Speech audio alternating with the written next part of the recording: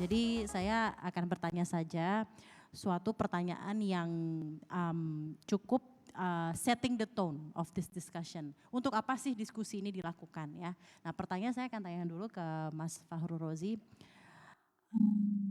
Bagaimana ke depannya keterlibatan masyarakat ya bisa turut andil dalam mempercepat proses One Data One Policy ini? Dan juga timeline-nya seperti apa nih Mas sejauh ini progresnya? Silakan. Ya, terima kasih. Yang kami harapkan dari masyarakat adalah partisipasi aktif. Jadi kita ada wadah untuk menampung aspirasi dari masyarakat berkaitan dengan kebijakan apa sih atau apapun itu yang masyarakat ingin sampaikan kepada pemerintah melalui lapor, aplikasi lapor.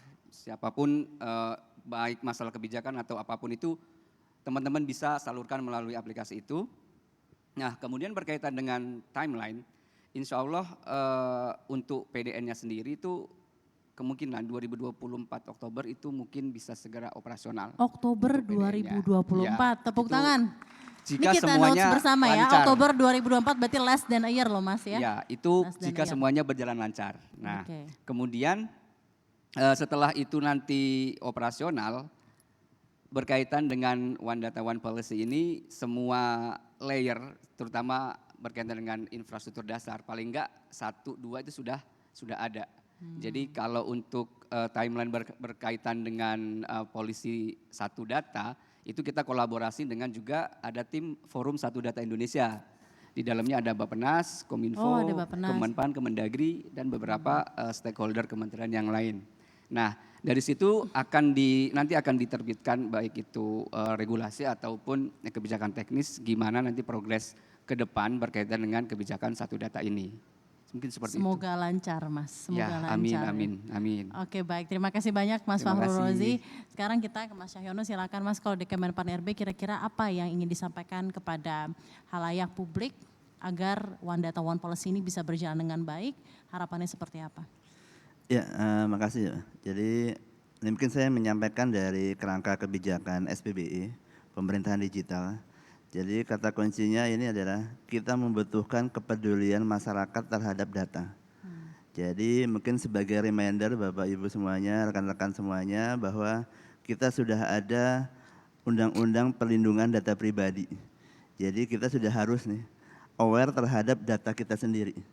Jadi jangan sampai kita dimintakan untuk dapatkan layanan pemerintah tapi meminta berbagai macam data pribadi yang juga sudah kita sampaikan kepada banyak instansi. Nah, kepedulian itulah yang nanti akan kita jadikan sebagai masukan kebijakan bahwa kedepannya layanan akan menjadi terintegrasi.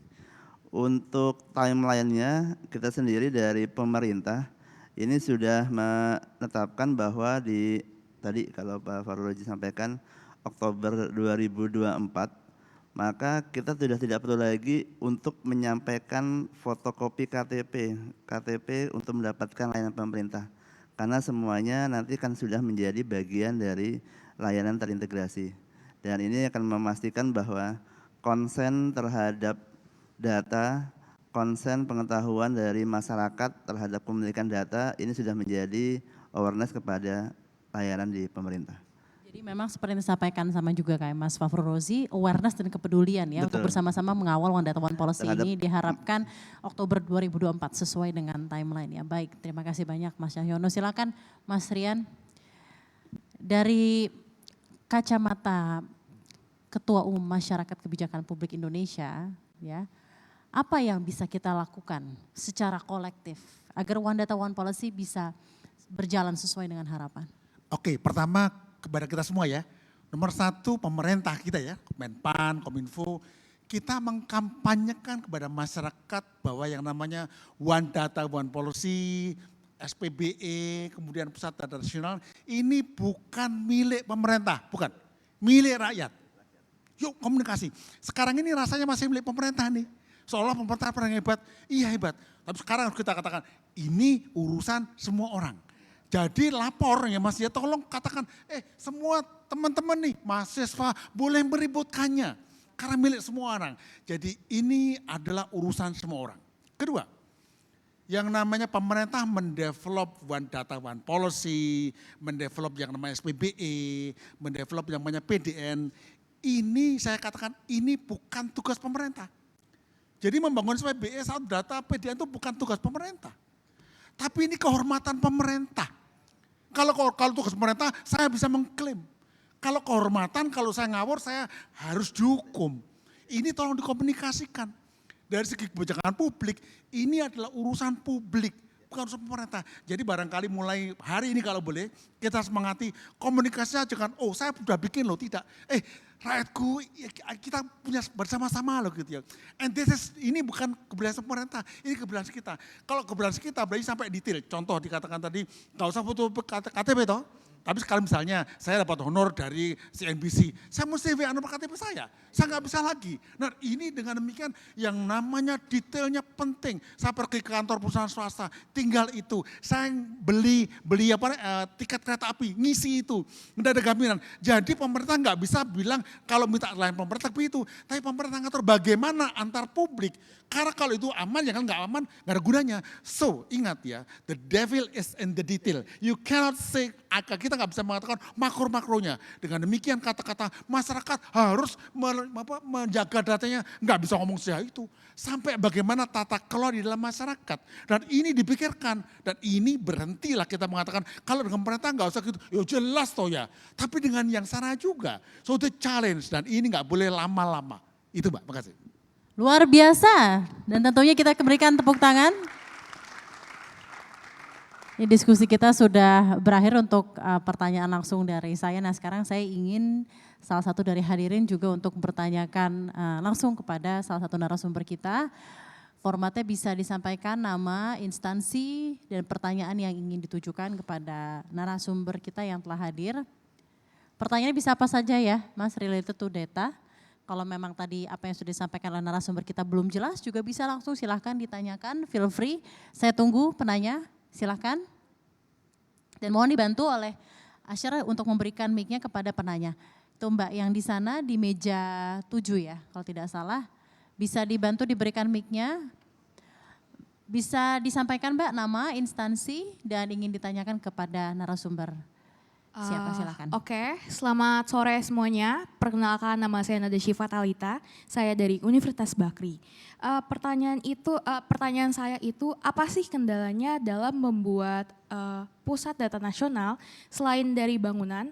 Apakah ketersediaan server juga membuat jadi sulit? Itu saja pertanyaan saya. Terima kasih. Ditujukan kepada siapa Mbak? Kepada Kemenkominfo, apa Kemenpan RB atau kepada Profesor Rian? Bapak semuanya aja. Ya. Oke masing-masing. Pengen jawaban dari tiga-tiga, tepuk tangan deh untuk penanya kita. Oke silakan Mas Fakhrul Razi untuk tanggapannya. Baik, terima kasih pertanyaannya dari Universitas Bakri ya. Boleh tanya fakultas apa Mbak? Fakultasnya?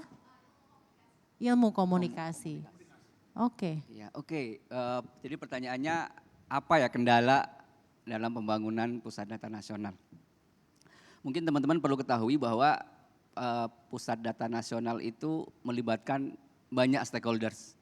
Mulai dari tukang listrik, tukang bangunan, project manager, sistem analis, programmer, bahkan ada juga yang bagian ngaduk beton. Kemudian sebenarnya yang paling kendala terbesar itu adalah waktu itu lahan.